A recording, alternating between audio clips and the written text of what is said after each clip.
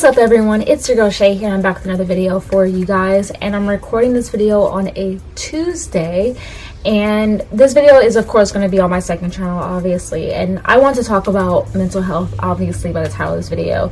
And for this video, the reason why I decided to talk about this topic is because we recently got news of a YouTuber by the name of Atika. I believe that is his name he went by on YouTube. I apologize if I'm saying it incorrectly, but he apparently they found him deceased in a river due to suicide. And I just have to say that I did not watch his videos. I had never really personally myself really heard of him as a YouTuber, but I had seen some things on the news about him apparently missing. I had seen that on Twitter before, but I just didn't know what was actually going on. But my thoughts are definitely with his family, with his friends, with the people that followed him on YouTube, and people who were greatly big fans of him, because mental health is such a scary thing. And I was reading about what might have apparently led up to it. I know at one point he posted some stuff on his YouTube channel and things of that matter, but I'm not going to go into details about what might have led up to it. What I want to mostly talk about is the whole mental health aspect. And one thing I have to say is that being on YouTube can definitely cause some issues with your mental health. You know, you have people looking at you constantly, critiquing your videos, critiquing who you are, and kind of in a weird way, like messing with you or bullying you sometimes in some sense, or trolling you completely online based on your views of certain things, or, you know, the topics you want to talk about, or just just how you even just look in general. And it can definitely play a toll on your mental health, because it can make you feel like you're not good enough. It can make you feel like you don't look a certain way. It doesn't make you feel like you're not going to be successful.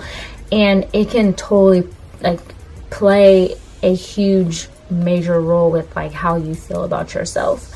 Also, when it comes to mental health, as someone who's African American, the African American community, I can honestly say probably within the last year at the earliest, maybe the last 2 years, have finally started to embrace the idea of there being issues of mental health within the African American community.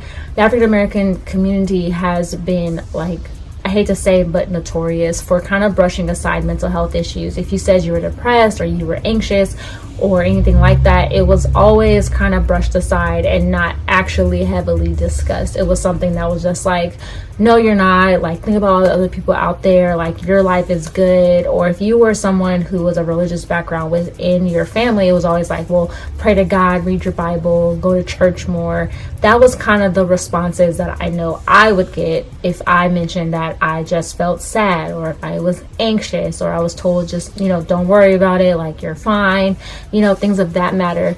And that is very detrimental, because no one should be brushed aside if they said they're feeling sad or if they're having particular thoughts, and no one should be made to feel like their feelings are not valid and that they shouldn't be discussed or looked further into. To me, I just don't believe in that.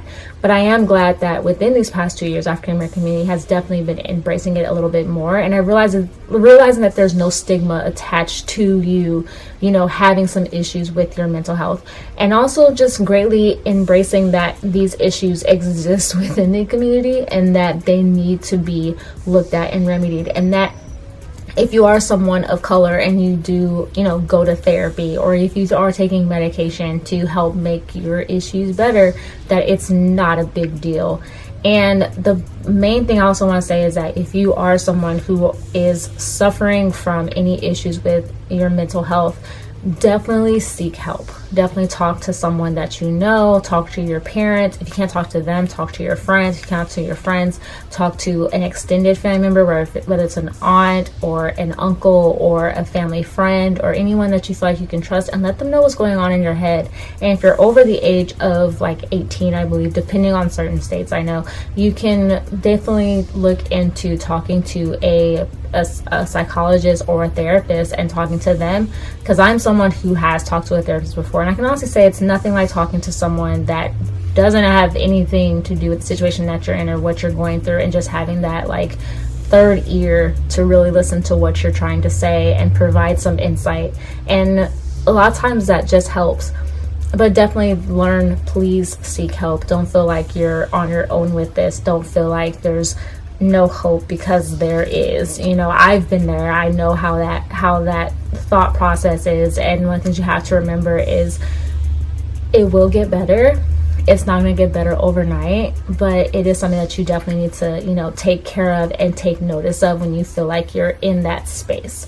And definitely, you know, look for ways that you can help yourself to, you know, kind of, I don't like to say deal with it, but just to, you know, just find a way to help, you know, that helps you best, whether it's going on medication or, you know, for me, it's journaling. For me, it's looking for ways that can greatly help me de-stress. And for me also, what really helps honestly is me thinking about my family, because I am so close to my parents that me thinking about them a lot of times helps, and me realizing just how much they're there for me. And for you, it might be thinking about your friends, it could be thinking about coworkers, it could be thinking about anything under the sun. It can even be your YouTube following if you're someone who's on, you know, social media.